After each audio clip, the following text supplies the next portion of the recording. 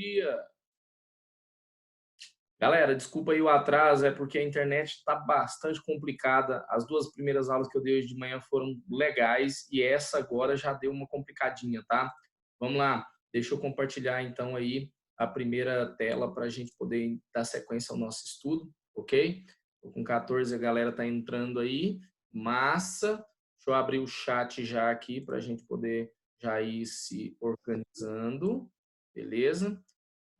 Galera, todo mundo tranquilo aí que tá ok? Vai dando um ok no chat aí, responde aí, galera. Desculpe pelo atraso, como eu disse no início do vídeo para vocês, mas é porque a internet tá bastante complicada. Vamos tentar fazer esse negócio aqui massa. Mesmo que a internet vá travando, aqui para mim ela tá gravando normal. Depois vocês vão ter acesso à videoaula aí, certo? Lá no YouTube, no canal do Planeta, lá tem uma pasta voltada para vocês, uma playlist, aliás, voltada para vocês. Então, fiquem despreocupados a respeito dessa situação que a gente vai dar sequência aí e vai correr tudo bem, tá bom? Então, deixa só colocar o chat aqui, tá? Do lado aqui. E vamos lá, vamos seguir. Na última aula, eu tinha falado com vocês, né? Salve, Celhão, tudo bem? Deu certo aqui, tá tudo ok. Vamos seguir aí. Eu tinha falado com vocês sobre Beleza. figuras... Tamo junto. Aí, o que que acontece? Eu tinha falado com vocês a respeito das figuras a primeira parte das figuras e entrei nas figuras de palavra, falei para vocês de comparação, falei para vocês de metáfora e disse que a alegoria eu ia retomar. Bom, vamos seguir então a respeito disso aí. À medida que a galera for tendo alguma dúvida, o chat está aberto aqui, tá? Pergunta, não deixa passar essa dúvida aí de forma alguma. Por quê? Porque é importante que vocês compreendam esse assunto aqui, como eu disse. Segundo assunto mais cobrado nos vestibulares e no Enem aí, em contexto para poder ser explorado nas questões que vocês vão ter que responder. Legal? Então, desculpa, galera, tem que tomar uma aguinha aqui à medida que a gente vai falando, porque a manhã inteira falando aí.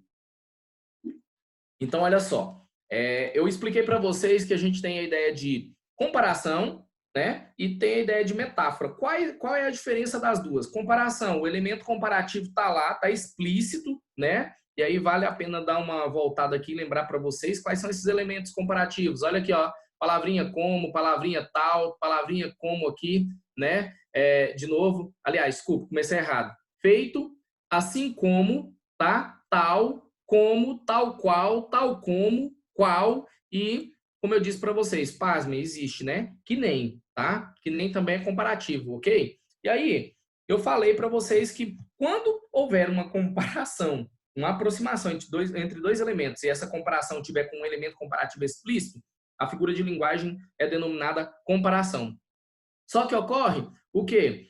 Ocorre uma outra situação, que é a metáfora. É a mesma comparação, só que agora não aparece o elemento comparativo. O elemento comparativo fica implícito. Você percebe facilmente que está sendo comparado, beleza? Mas não há elemento comparativo aí. Olha só, eu sou o medo do fraco, eu sou o seu sacrifício.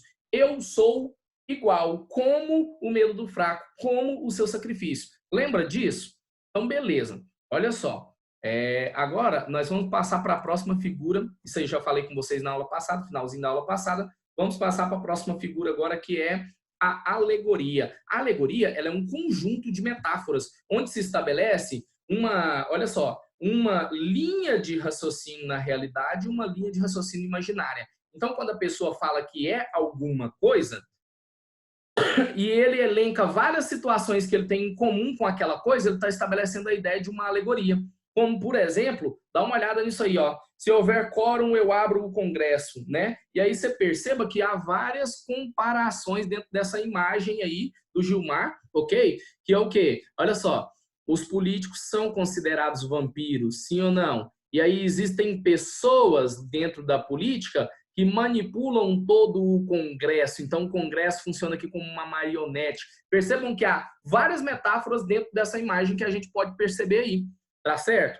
E aí eu tenho aqui, né, uma música do Lulu Santos aqui, em que ele faz essa alegoria, que ele cria essa alegoria, que é o quê? Uma construção de várias metáforas, né? Olha só, a vida vem em ondas como o mar, num indo e vindo infinito. Tudo o que se vê não é igual ao que a gente viu há um segundo. Tudo muda o tempo todo. O que é que muda? A vida ou o mar? Tudo que você vê ali no mar não é igual ao que você já viu há um segundo atrás. certo? Então, ele traça um paralelo, falando que a vida é como o mar. E aí ele põe várias características que servem tanto para a vida como para o mar, né? Outra alegoria que poderia ser criada aí também, eu poderia dizer assim, que a vida é como uma montanha russa. Olha só, primeiro eu criei uma comparação. E aí agora eu vou colocar várias situações que servem tanto para a vida como para a montanha russa. Tem seus altos e baixos, passa depressa, não dá tempo da gente se arrepender, certo? E não tem como parar para poder pensar, né? Para poder decidir, para poder tomar as decisões. Isso acontece onde? Na vida ou na montanha-russa? Você perceba, então, foi traçado um paralelo entre andar na montanha-russa e viver, certo? A partir do momento que você começou, não dá mais para desistir, não dá mais para voltar atrás, certo? Não dá para voltar atrás, né? Nessa situação. Se você desiste da vida, é a morte. Se você pula de uma montanha-russa lá em cima, o que sobra para você? Então perceba que a alegoria ela traça esse paralelo metafórico. É um acúmulo de metáforas. Como você percebe aqui na definição que a gente tem aqui, ó. A alegoria é uma acumulação de metáforas referindo-se ao mesmo objeto. Nesse caso, a vida comparando-se com a montanha-russa. A vida comparando-se com o mar, né? Essa ideia da política aqui comparando-se com essas várias, né, situações aqui de metáforas, ok? Então, olha só, é uma figura poética que consiste em expressar uma situação global por meio de outra que evoque e intensifique seu significado. Na alegoria, todas as palavras estão transladadas para um plano que não lhes é comum e oferecem dois sentidos, completos e perfeitos. Um referencial e o outro metafórico. O referencial é o real. Metafórico é aquele que está sendo comparado. Nesse caso, o referencial é a vida. O metafórico é a montanha-russa. Massa? Compreenderam? Ficou claro isso aí para vocês? Vamos passar para a próxima. Se tiver dúvida, se não tiver compreendido, essa é a hora de perguntar. Beleza, galera? Vamos lá.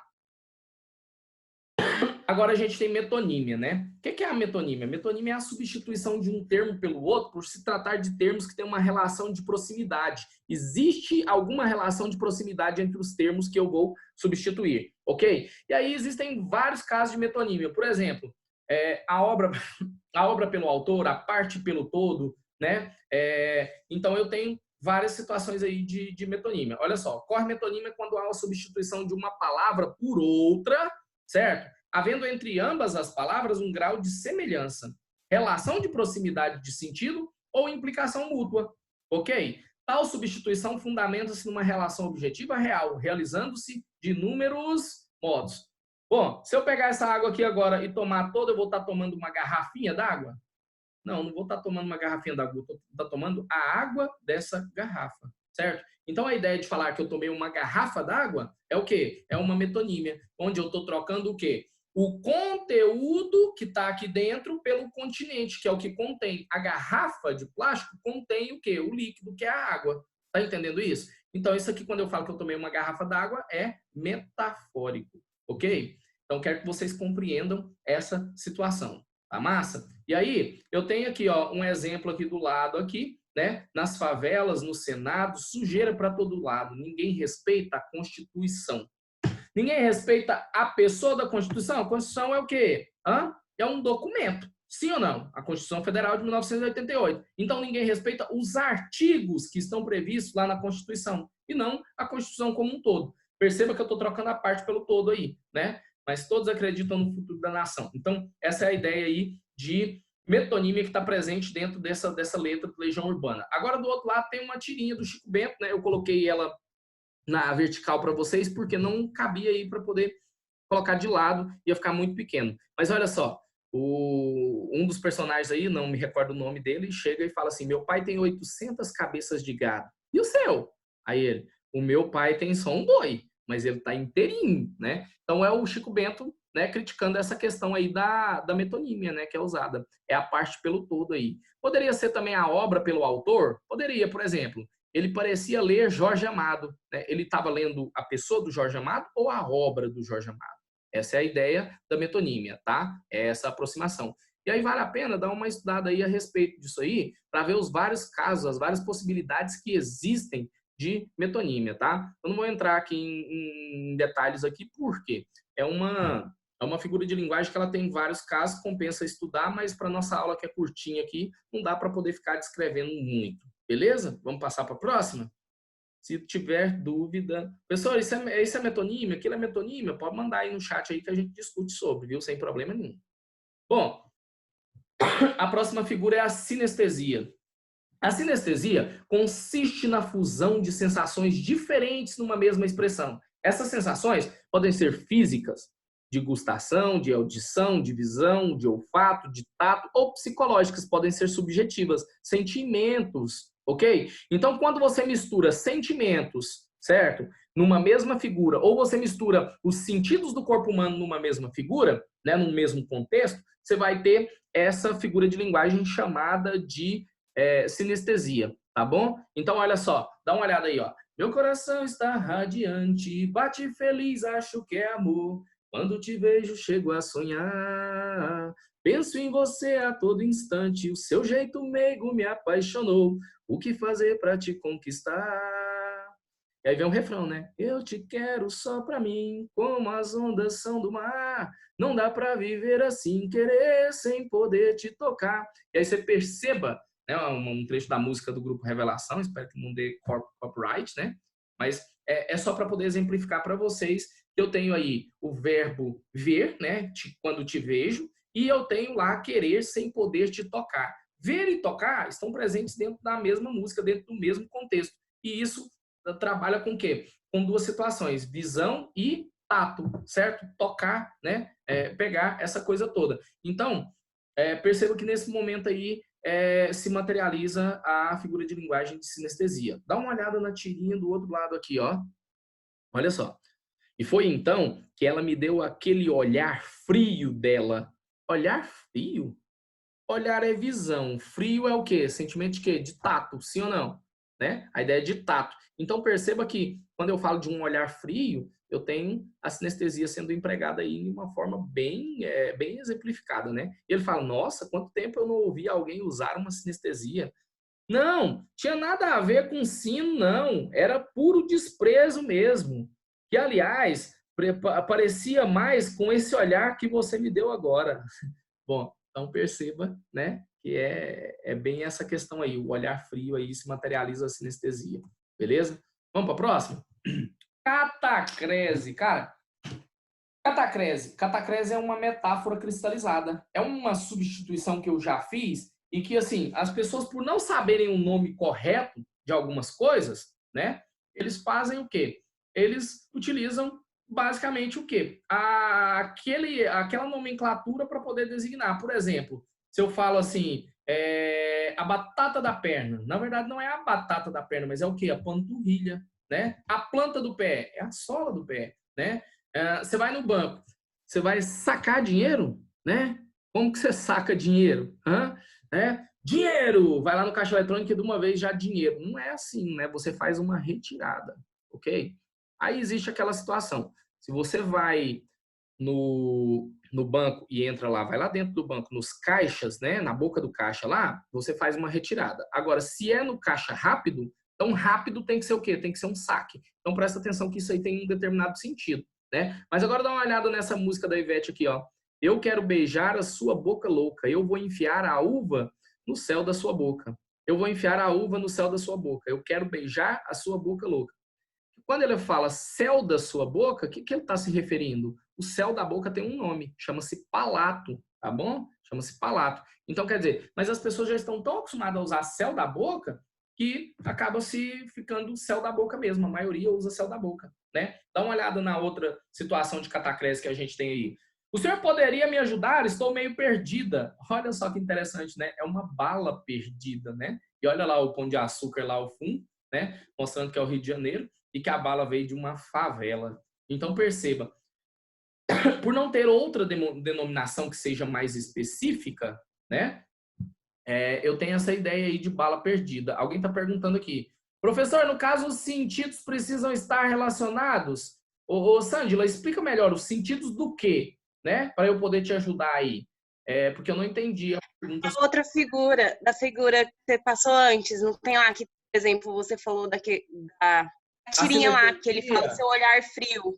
Ah, tá, sinestesia. Bom, esses sentidos, eles não precisam estar relacionados, né? Eles não precisam estar relacionados. Por exemplo, um olhar frio. né? Quando a pessoa fala que é um olhar frio, é um olhar de desprezo, você entendeu?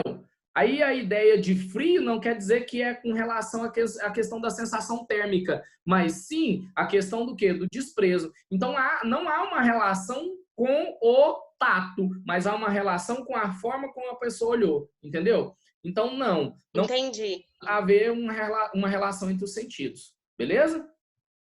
Fechou. Beleza. Então tá, vamos lá. Continuando então, voltando lá para onde a gente já estava, falei da catacrese, aí você perceba que a catacrese, velho, tem várias situações que a gente usa no nosso dia a dia que são catacrese. Por exemplo, a asa da xícara, a perna da mesa, né? O que mais que eu tenho? A maçã do rosto, né? São todas essas que as pessoas usam muito, né? Montar em cavalo, montar em um cavalo, né? Montar significa juntar as peças, encaixá-las e formar um todo, certo? E aí, nesse caso, é subir, entendeu? Mas a gente fala montar, beleza? Então, são várias as situações que a gente tem de catacrese aí, compensa também dar uma olhada nos vários exemplos de catacrese que a gente tem, tá bom? Tranquilo? Bom, galera, catacrese é a última dessa nossa apresentação aqui. Eu vou compartilhar a outra agora, que a gente vai entrar nas figuras de sintaxe. Eu já visto que só temos 16 minutos de aula, dá para poder correr um pouquinho mais. Eu estou prezando por ter pelo menos 30 minutos de aula aí para a gente poder conseguir ir bastante à frente aí com o nosso conteúdo. Tá faltando figuras de sintaxe, tá faltando figura de som. Eu vou tentar falar um pouquinho das figuras de sintaxe para outra aula que a gente tiver, a gente conseguir finalizar essas figuras de linguagem aí. E professor, todas essas são cobradas? Eu tenho que saber de todas elas? Cara, não tem como eu dizer para você que não serão cobradas. São figuras de linguagem, né? E eu estou tentando trazer as mais específicas para vocês. Eu trabalho com um sistema aí de educação que ele traz um material próprio aí e, cara, deixa eu falar para você. Eles fazem ramificações nessas figuras de linguagem e surge tanta, mas tanta figura de linguagem que o ano passado eu contei no material, o material foi editado esse ano, não sei se vai permanecer, mas tinham mais de 200 figuras de linguagem, certo? Como que eu coloco um aluno de terceiro ano, um aluno de cursinho, para poder estudar 200 figuras de linguagem e saber as características de todas elas? Então, a gente seleciona aquelas que são mais cobradas, que já foram cobradas em edições de vestibular e do Enem, para poder dar um norte para o pessoal. Massa? Então, essa é a ideia. Vou compartilhar a outra tela aqui agora, para a gente poder entrar nas figuras de linguagem parte 2. Vamos entrar nas figuras de sintaxe, beleza? Vamos lá. Aí, figuras de sintaxe, tá bom? Tomar uma água aqui porque a garganta vai secando e aí eu começo a tossir e o pessoal pensa que eu tô infectado, né? E na verdade não, tá, gente? É porque a garganta vai secando mesmo. Bom, quem me conhece já sabe que é um problema que já vem de um tempinho. E aí, pega essa situação aí. As figuras de sintaxe ou de construção dizem respeito aos desvios em relação à concordância entre os termos da oração, com relação à sua ordem, a possíveis repetições ou a omissões, entendeu? Então eu vou dar uma analisada, certo? Eu vou dar uma analisada nessas construções. Espera aí que está surgindo uma dúvida aqui. Vamos lá. A Alana está perguntando aqui, professor, aquela ideia de justiça pode ser representada, que pode ser representada por uma mulher cega, é uma alegoria? Com certeza, cara, com certeza. Porque quando eu vejo, né, aquela estátua da mulher cega segurando uma balança numa mão e uma espada do outro lado, então você vai perceber que ali existem várias metáforas que são construídas ali. E sim, rola uma alegoria ali. E, por favor, me dá mais um exemplo de alegoria, porque eu não entendi bem. É exatamente o que você trouxe aí, o exemplo da justiça sendo representada por uma mulher cega, certo? Por quê? Porque ela tem que, a ideia de justiça está na balança, que o que serve para um tem que servir para o outro, certo? A ideia de igualdade ali, de pesar o mesmo peso e a mesma medida, certo? Outro, a espada ali, para quê? Para punir aqueles que vão transgredir, certo? E a venda para mostrar que o quê? Que a justiça é imparcial, que ela não vai beneficiar nenhum e nem o outro, ela vai tratar cada caso de maneira imparcial. Perceba isso. Então, nesse momento aí, ficou, né, constituído várias metáforas para uma mesma situação, uma palavra, uma figura, né, nesse caso a estátua que representa a justiça, ok? E aí você percebe que esse acúmulo de metáforas forma uma alegoria, ok? Por quê? Eu tenho a ideia de justiça sendo colocada, né, com várias metáforas aí dentro dessa imagem. Ficou claro para você, Alana? Se ainda não tiver ficado, você vai me falar, tá? Ah, tá bom, obrigado. Então vamos agora. Olha só, as figuras de sintaxe, elas podem ser constituídas ou construídas, né, por omissão, repetição, inversão, ruptura e concordância. E aí já tem aqui todas as figuras que nós vamos aprender, ó. Olha só, a omissão é o assíndeto, omissão de quê? De uma conjunção, certo? Que era necessária ali. A elipse e o zeugma é a omissão de um termo. Por ser um termo que é facilmente perceptível ou por ser um termo que não se quer repetir para evitar a redundância, né? Que é o caso do zeugma. Anáfora, repetição de uma mesma palavra no começo de um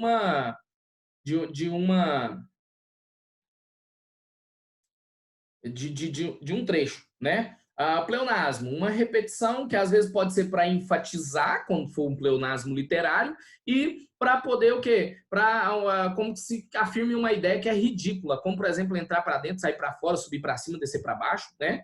E depois, o polissíndeto é o contrário do assíndeto, é quando eu tenho a presença e a repetição de um mesmo síndeto no contexto.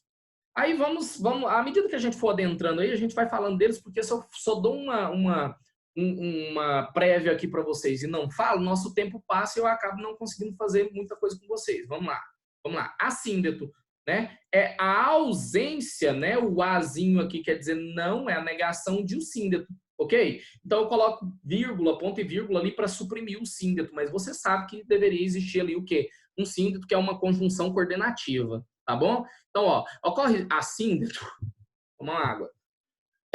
Ocorre assíndeto quando as orações ou palavras que deveriam vir ligadas por conjunções coordenativas aparecem justapostas ou separadas por vírgulas ou ponto e vírgula, tá bom? Exigem do leitor atenção maior no exame de cada fato, por exigência das pausas rítmicas, né? Que são as vírgulas. Olha lá, ó. Não sopra o vento, não gemem as vagas, não murmuram os rios. Então deveria ser assim, ó, não sopra o vento e não gemem as vagas e não murmuram os rios. Tá vendo? Só que se eu coloco o e várias vezes aí, eu ocorro no quê? No polissíndeto, que é a repetição de um mesmo síndeto, uma conjunção coordenativa. Tá certo? Dá uma olhada no outro exemplo, que é esse que tá aí do lado aí, ó. A tua raça de aventura quis a terra, o céu, o mar. Então, quis a terra, o céu, vírgula no outro, mas entre o último e o penúltimo item aí, o legal seria que você colocasse uma conjunção coordenativa aditiva, que é o E, né? Então seria melhor colocar assim, ó. Nesse caso aí é uma figura de estilo, que é o assínito, que foi usado, mas o correto na norma culta seria que você colocasse um E entre os dois últimos itens. Então seria assim, ó. A tua raça de aventura quis a terra, o céu e o mar. Pegou? Então, segundo a norma culta, ficaria legal isso aí. Mas aqui a gente tem o quê? A gente tem uma figura de linguagem que é chamada de assíndeto, não está errado por causa da licença poética. Massa? Bom, depois lá, a tua raça quer partir, guerrear, sofrer, vencer, voltar. Viu isso?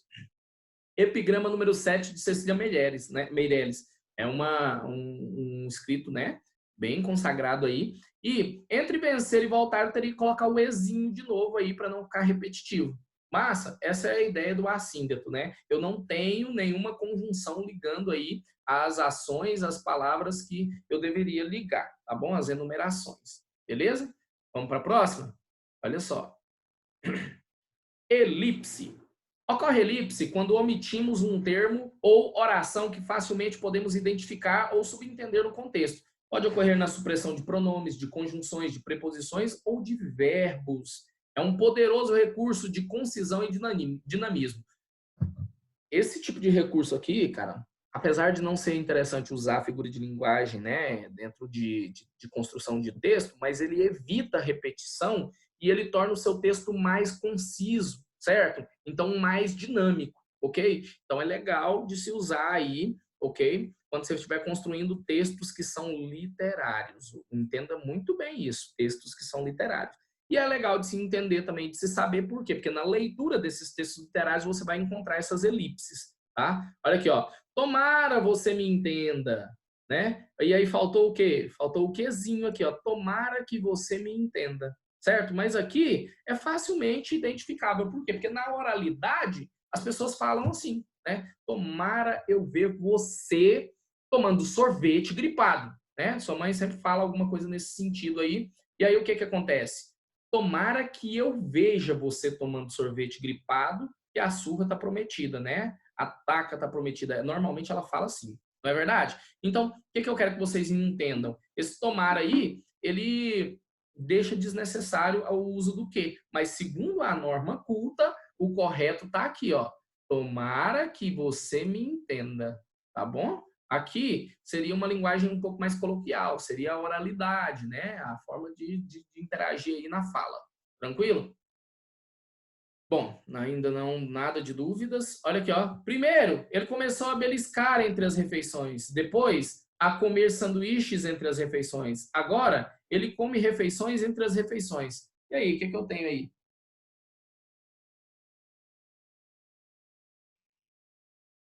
Faltou o ele, né? Ele começou depois ele partiu para comer sanduíches entre as refeições. E agora ele come refeições entre as refeições. Então, quero que vocês entendam o seguinte: essa vírgula que está acontecendo aqui, ó, né? Ela está mostrando essa elipse, tá? Nos casos aqui, ó. Depois ele, né? Ele começou a comer sanduíches entre as refeições. Esse ele começou aqui, ó, né? O ele e o começou deveria aparecer aqui, ó. Só que aí, né? Ele tá subentendido. Agora ele come refeições, né? Entre as refeições. Então a elipse vai estar presente só nessa parte aqui, ó. Tá? Nessa vírgulazinha aqui, e tá faltando o quê? Ele começou, ele passou. Aqui deveria ser, por exemplo, ele passou a comer sanduíches entre as refeições, né? Seria o mais correto aqui para poder completar isso aqui. Tá bom, galera? E aí, então, a elipse é isso. A supressão é a omissão de um termo que é facilmente identificável, beleza? Já o zeugma, ele parece com a elipse, ele parece muito com a elipse, só que é o seguinte, o termo que eu tô, olha só, o termo que eu tô suprimindo, que eu tô omitindo, ele já foi citado no contexto anteriormente. E eu tô fazendo isso para evitar a redundância, a repetição. Dá uma olhada. Fiz a introdução, ele a conclusão. Quer dizer, fiz a introdução, ele fez a conclusão. Faltou o fez aí. Mas o fez, o verbo fazer já tinha sido usado no primeiro período, na primeira oração. E aí na segunda foi suprimido para quê? Para que não houvesse repetição ou redundância. Ficou fácil? Zeugma é bem mais tranquilo, né? O zeugma é para evitar a redundância ou a repetição. E aí tem a tirinha aí também. Ô, Hércules. Fala. Então, naquele exemplo de elipse, não deveria ser zeugma, porque o ele apareceu na primeira oração, primeiro quadrinho. Vamos lá, vamos olhar lá. Só que aí é o seguinte, olha aqui, ó. Primeiro ele começou a beliscar. E eu falei que o melhor que seria aqui, depois ele passou a comer. Pegou? Então aqui o verbo é começar e o outro aqui é passar. Aí nesse caso... Então não é pelo ele, é pelo verbo. É pelo verbo, entendeu? É pelo verbo. Tá. É que eu achei que tinha sido pelo não, ele. É porque aqui eu tinha que colocar aqui, ó. Depois ele passou a comer sanduíches. Se eu for olhar pelo ele, é um zeugma. Mas se eu for olhar pelo verbo que eu suprimi aqui, aí ele é uma elipse, tá bom? A sua Entendi. Sim, tá? Pegou? Peguei, obrigada. Ok. Vamos lá, continuando. Anáfora. Ocorre anáfora quando há repetição intencional de palavras no início de um período, frase ou verso. Essa repetição intencional é para dar ênfase naquela palavra que eu estou repetindo. Então, dá uma olhada. Se você sair, se você ficar, se você quiser esperar, se você qualquer coisa, eu estarei aqui sempre para você. Pensa nisso, hein? Gado demais, sim ou não? Bom, então qual que é a questão aqui que eu quero que vocês entendam? É o se você, né? Eu esqueci de dar um enter aqui, porque ele poderia entrar aqui também, né? Mais um se você aqui, ó. O se você foi repetido 4 vezes aqui, tá? Sempre no início de um verso, ok? E aí, dá uma olhada nisso aqui, ó. Doutor, eu tô com falta de ar. Só? Pois esse hospital está com falta de leito, falta de médico, falta de medicamento, falta de verba. Viu que a palavra falta foi repetida várias vezes aí? Então, essa é a ideia da anáfora, tá? A anáfora é a repetição de uma mesma palavra olha só, no início de um período, frase ou verso, tá bom? Ok? Pode ser frase aí, nesse caso, entenda a oração também, beleza? E a oração é uma frase verbal, né? Tranquilo? Então é isso aí. Vamos pro próximo? Polissíndeto. E galera, eu vou fechar com o polissíndeto aqui para vocês, porque o polissíndeto lembra aquela ideia do assíndeto que eu falei lá, E a nossa aula já vai para 30 minutos e eu vou abrir para as dúvidas. Se ninguém tiver dúvida, eu encerro a aula, porque senão fica muito longo aí, tá bom? Estamos fechando em 30 minutos agora. Polissíndeto é quando eu tenho uma repetição, certo? A repetição muito, mas muito, né, aparente aí de uma mesma conjunção coordenativa. Dá uma olhada aqui, ó. As crianças falavam e cantavam e riam felizes. Nossa, essa divisão aqui ficou muito ruim. Na hora de mandar o material para vocês, eu vou colocar esse C e esse R aqui junto com o restante do verbo, tá bom? Mas as crianças falavam e cantavam e riam felizes, né? Olha o outro aqui, ó a tirinha. Mãos ao alto, né? Olha lá para você ver, uma criança assaltando, né? Um homem aí, um empresário, seja lá, a maleta está denotando isso, né? Só que ele não sabe nem ainda como assaltar, ele está aprendendo a assaltar, está lendo no papelzinho. E ele fala, mãos ao alto, se for eleitor, passe a carteira. Se for deputado, passe a mala. Se for assessor, passe a cueca. Então, você perceba que o se está sendo, né, é o síndeto que está sendo... repetido aí várias vezes. Se for assessor, passa a cueca. O dinheiro está dentro da cueca, né? É essa situação. O deputado leva o dinheiro na mala. E o eleitor, né? O pouco dinheiro que ele tem está na carteira. Olha que interessante. É uma charge que, né, faz uma crítica aí da situação de onde se encontra o dinheiro, né, para cada pessoa. Olha que louco. Bom, eu acho que ficou legal aí. A gente já adiantou bem as figuras de sintaxe. Na próxima aula, eu vou fazer o seguinte. Eu vou finalizar as figuras de sintaxe com vocês, ok? Vou finalizar as figuras de sintaxe com vocês e vou terminar com as figuras de som. E aí a gente encerra o conteúdo de figuras de linguagem.